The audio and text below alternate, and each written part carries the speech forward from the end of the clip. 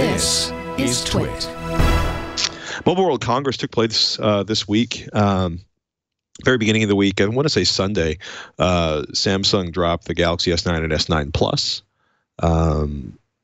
As Sebastian writes up in PC Per, Samsung unveiled their not-so-secret Galaxy S9 and S9 Plus smartphones at their Unpacked event at Mobile World Congress.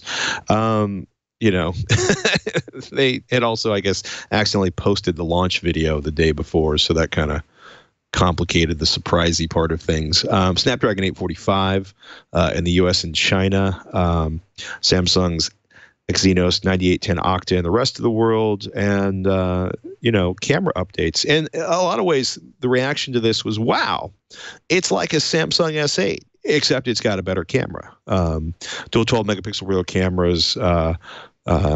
You know, cameras like are at f1.5 or f2.4. The second camera's fixed at f2.4. And the idea is that they're not going to sacrifice daylight performance, but they're going to give you, you know, better performance in low light. You know, this is, you know, this is interesting to kind of look at, because Samsung, if you care about it, I think it's more of a gimmick, but Samsung was really excited about their super slow-mo, which takes 0.2 seconds of video and then stretches it out over 6 seconds.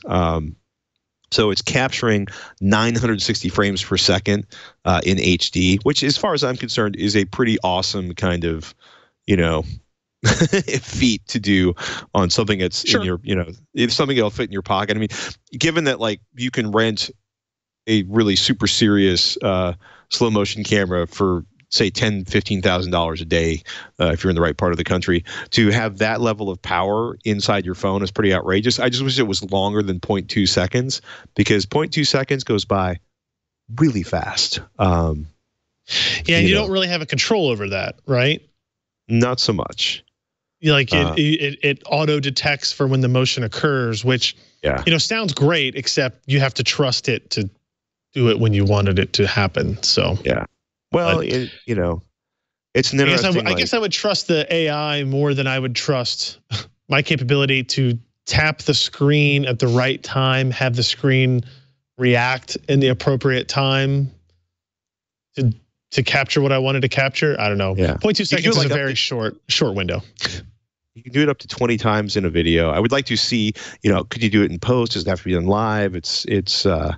I have not gotten that deep into it, because as exciting as the new cameras are, I'm just not up for spending $720 on a new Android phone and then a couple $100 on new software to replace all the apps I use and pay money for on the iOS type of things.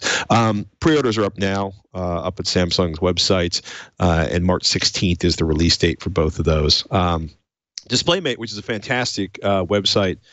They call themselves the standard for excellence for image and picture quality. My buddy Robert Heron from AVXL, who is a pretty serious, you know, tester of video, loves DisplayMate. They got really, really excited about the Galaxy S9 OLED display, and they flat out, you know, they basically say it is the most advanced screen they've ever tested. The most innovative and high-performance display we've ever tested, with the highest absolute color accuracy and peak brightness.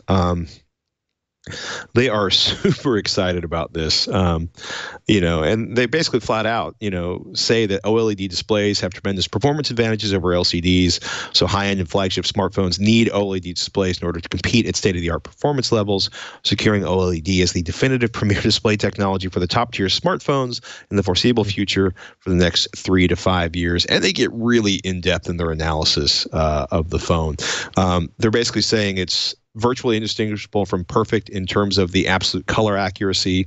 The high brightness mode is 20% brighter than the Galaxy S8. You know, they said they had record small shifts in brightness and color with viewing angle, including white. You know, it's certified by the UHD Alliance for Mobile HDR Premium. It just goes on and on and on, including, like we've seen in some other phones on the Android side of things recently, user adjustable white points. This is pretty exciting if you want to geek out and learn a lot about cell phone screen technology. So congratulations to Samsung And I can't actually wait to see what that screen looks like, especially after the launch of the Pixel 2 with its oh-so-blue issues. It's interesting to watch. Samsung is doing some pretty fantastic things.